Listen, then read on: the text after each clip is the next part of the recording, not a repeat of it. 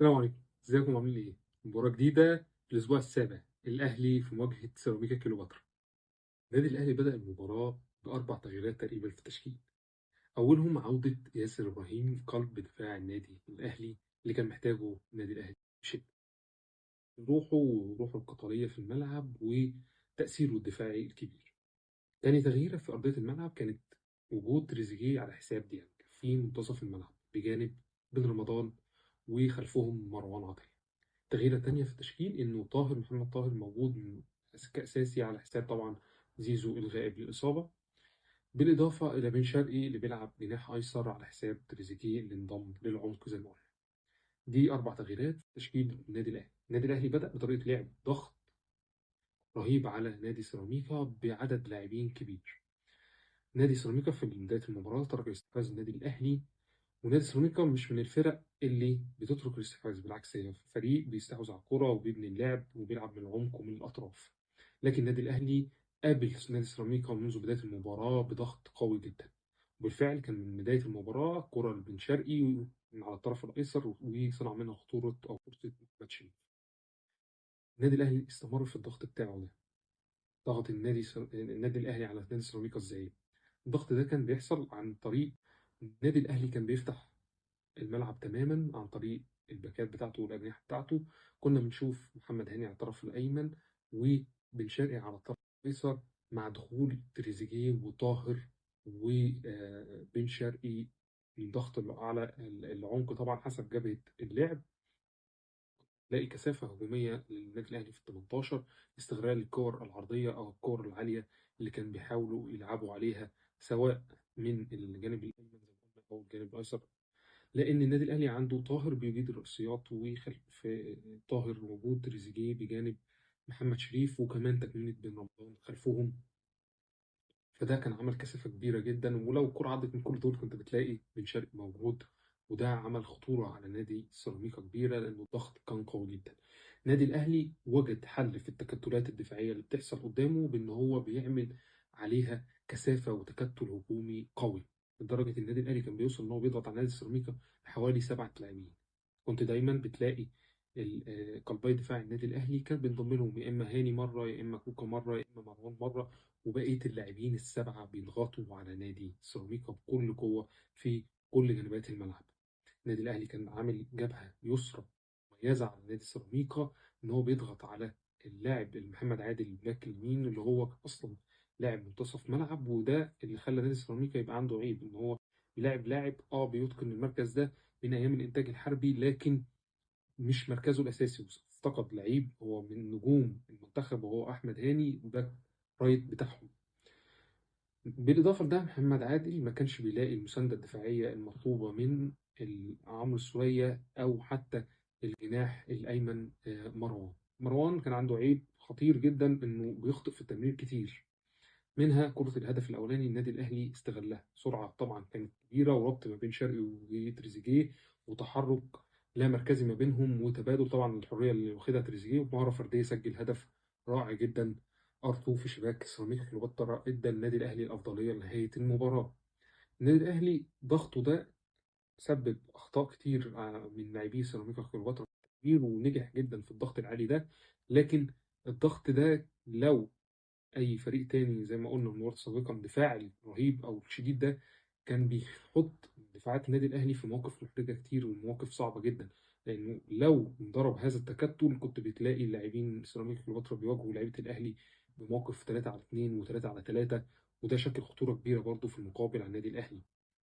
لأن نادي سيراميكا كليوباترا بمرور الوقت تقريبا بعد حوالي 20 21 دقيقة ابتدى هو كمان يحاول إن هو يستحوذ، ابتدى إن هو يعتمد على السرعات بتاعة اللاعبين سواء مروان على الجبهة اليمنى أو صديق أجول على الجبهة اليسرى، مع وجود المساندة سواء من عمرو السولية في هذه الجبهة أو طبعا إسلام عيسى اللي كان تقريبا بيقوم بدور صانع اللعب وكان عنده حرية في التحرك على الأطراف. بالفعل هم قدروا إن هم يشكلوا خطورة على نادي الأهلي. لكن الخطورة دي ما كانش يعني بالشكل الكافي، يمكن بالشكل في الشوط الأولاني، على عكس مع بداية الشوط الثاني.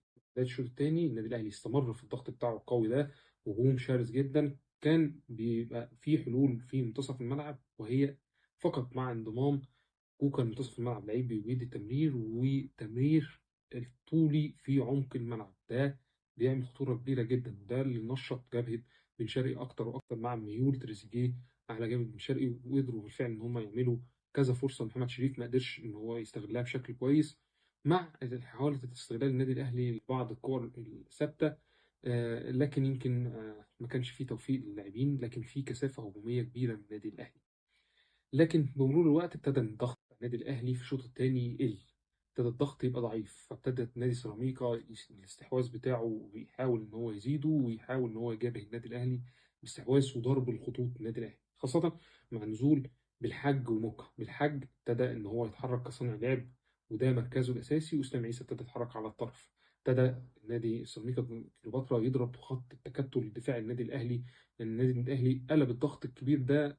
طبعا ابتدى الجزء البدني بتاعه، لانك ما تقدرش تضغط على اي فريق 90 دقيقه، ابتدى البدني بتاعه يتراجع، فابتدى ان هو يتراجع للدفاع اكتر فاكتر بمرور الوقت، ويلعب على المرتدات. طبعا دي مع وجود مساحات، النادي السيراميكا فتره فتح الملعب وابتدى ان هو يحاول يحرز التعادل، وبالفعل المرتدات دي قدر ان هو يحاول يعني يوصل لكوره كان ممكن يحصل منها على ضربه جزاء مستحقه لم يحسبها الحكم، على عكس كره النادي الاهلي طبعا مش ضربه جزاء نهائي.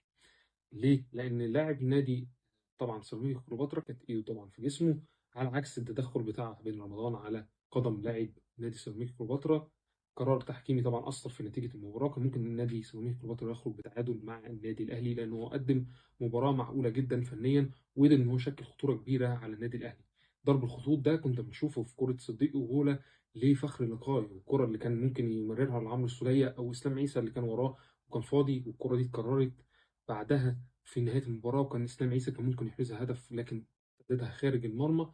نفس الكرة تقريبا تمريرة من الطرف الأيمن أو الطرف الأيسر عفوا، من صديق جولة لفخر رقاي، جنبه إسلام عيسى أو عمرو السولية أو بالحاج اللي بيكملوا خط الوسط بتاع النادي الأهلي اللي موجود فيه حوالي 5 لاعبين، بيتضرب بالكامل، وبتلاقي لعيبة سيراميكا كليوباترا بتلعب بزيادة هجومية داخل ال 18 على النادي الأهلي. فبالإضافة لأنه طريقة اللعب النادي الأهلي إن هو بيوجد حلول للتكتلات بتاعت الفرق الأخرى دفاعية، لكن ليها عيوب إن هو في المرتدات بتبقى خطيرة جدا عليه، خاصة إنه لو النادي الأهلي الضغط بتاعه أو رتمه قل، يبقى بسهولة جدا بيقدر الفريق المنافس يضرب خطوط النادي الأهلي.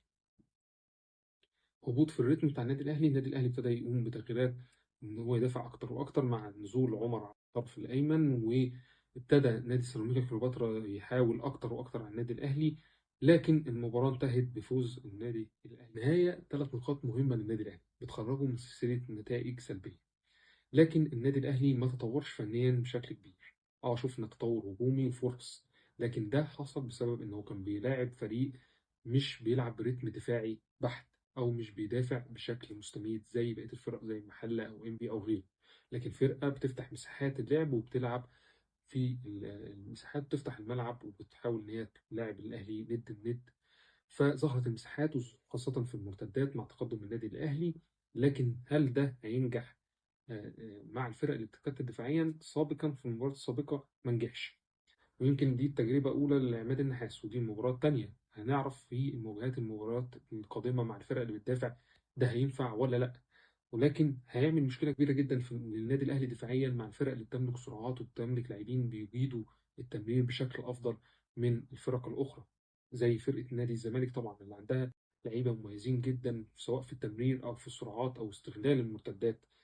ده اللي هنشوفه واللي هيظهر في المباريات القادمة مواجهة النادي الأهلي. النادي الأهلي بيحسن مركزه الأسبوع ده، وبيحاول إن هو يستعيد نفسيا وفنيا مستواه وبيسنين. أكيد زي كل مرة مننساش دعوة لإخواتنا في غزة وفي الوطن العربي وفي كل الدول الإسلامية، ربنا ينصرهم ويحقن دماءهم.